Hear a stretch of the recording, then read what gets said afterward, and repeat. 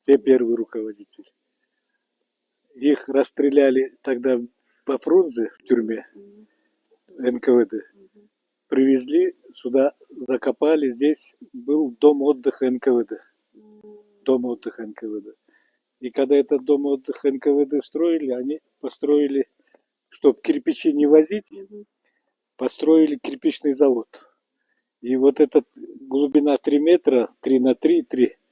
И вот туда, в эту яму, этих расстрелянных все останки забросили туда.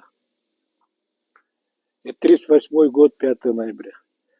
А вот этот дом отдыха, здесь НКВД было, там охранник был, местный житель, Абакан Кадрали, вот с этого села. Он со своей семьей, здесь он был охранник, жена поваром была, там уборщица, и 8-летняя маленькая девочка у них была. И в ноябре 38-го этот охранник семью увозит в село, говорит, побудьте там, я потом вас заберу. Через несколько недель приезжает, вот это маленькое здание, кирпичный завод разрушен. Спрашивают, в чем дело? Говорит, был ветер, все разрушил, говорит. Вот так говорит. Ну, маленькая девочка, она запомнила, что мать с отцом каждый вечер плачет. Идут туда, читают молитву. И потом отец на войну сходил. И в 73-м году перед смертью вызывает свою дочку, она уже взрослая женщина, правильно? И говорит, что вот там, где ты играла, где кирпичный завод, там лежат останки расстрелянных руководителей. Придет время, ты расскажи, говорит, и завещание делает, и умирает. Когда придет время? В 70-е, 80-е, вы знаете, Советский Союз, об этом нельзя было говорить. В 86-87 году приходит Горбачев, он перестройка, демократия, гласность. И эта женщина думает, а пришло время говорить правду. И она начинает пытаться сказать, кому сказать. Никто не хочет слушать, все боятся. И молодой капитан КГБ узнает, что у человека какая-то тайна, хочет услышать. И в декабре 90-го года с ней встречается, знакомится.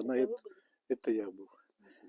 И в 91-м году, в апреле месяце, я ее сюда привез, она это место показала. Я у руководства санкцию взял, начали копать. И мы обнаружили вот эти останки, 137 останков этих репрессированных. И уникальность в том, что на самом дне там нашли документ. Обвинительное заключение. Заключение там написано, что 5 ноября, как врага народа расстрелять. Кого вы думаете? Отца Чингиза Айтматова Тыракула. На второй день такой же документ Джусуп Абдрахманов. Это у нас был премьер-министр в то время. Ну, их расстреляли. Они, видно, когда у них допрос был, они говорят, я не враг народа. Вы меня обвиняете как врага народа. Дайте ваши документы. И он положил, видно, в карман. Их расстреляли вместе с одеждой, сюда бросили. И в 91-м году. И по этим документам мы в архиве КГБ по номерам документов находим папку. В этой папке 137 фамилий. 137 фамилий. В том числе это отец Айтматова, Джусуп Абдрахманов, Исакеев, все наркомы, все руководство. И мы когда выкопали, тоже 137 останков. Значит, они вот это принадлежат. Видите как? Это в 91-м году, в августе их перезахоронили. Почестями. Вот здесь президент приехал. Этот Айтматов, он тогда был депутатом Верховный Совет Советского Союза. Приехал, вот он назвал это Абдат-Абейт, могила отцов. В 91-м году. Вот. И вот с тех пор, видите, вот сюда начали потом хоронить. Его похоронили в 2008 году, когда он умер рядом с отцом. Вот вы вверху были, там 16-й год, да? Народное восстание. Вот в 2016 году к столетию Зетуркуем поставили. Вот здесь, вот смотрите, вот видите там внизу. В 2010 году была революция против Бакиева. Там тоже очень много людей на площади были расстреляны.